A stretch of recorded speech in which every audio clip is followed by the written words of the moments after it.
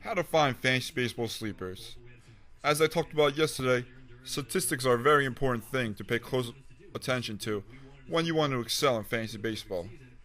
Today I'm going to talk about some of my how-to tips when you're looking for those very elusive fantasy baseball sleepers, as I noted yesterday. Are you ready to learn one of my most secretive tips on how to find fantasy baseball sleepers? Well, here we go.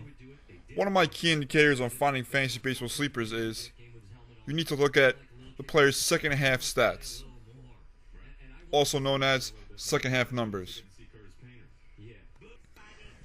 You may be asking, what do you mean by second half numbers? Well, when people in fantasy baseball refer to a player's second half numbers, it means the statistics of a player during the baseball season the previous year, from after the All-Star break to the end of the year. These stats can easily be found on a number of websites, but I prefer going to yahoosports.com. This site allows you to look up a player, and then under the player there is also a tab called Split Stats.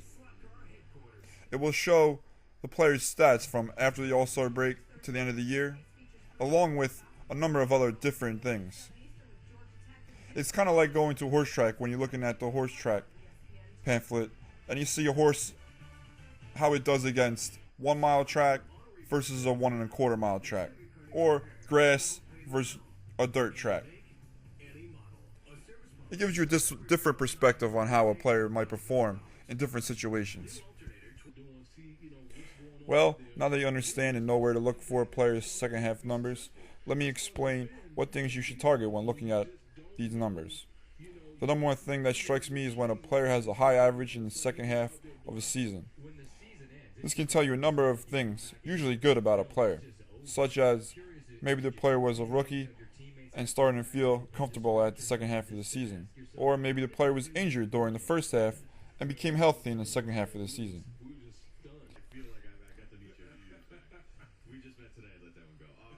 These second half numbers are things that show potential for a player in the future, also known as a fantasy baseball sleeper.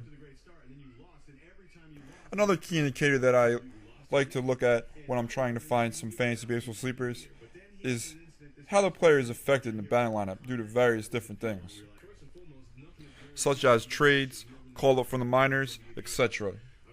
You want to think about, will your player be moved up into a more favorable batting position, where he most likely will get more RBIs and runs, or down an undesirable position, where he most likely will not get any more RBIs or runs from his previous year's stats?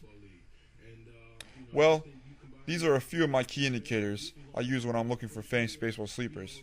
I hope this helps you out when you're searching for your own fantasy baseball sleepers, and helps you further understand how to play fantasy baseball.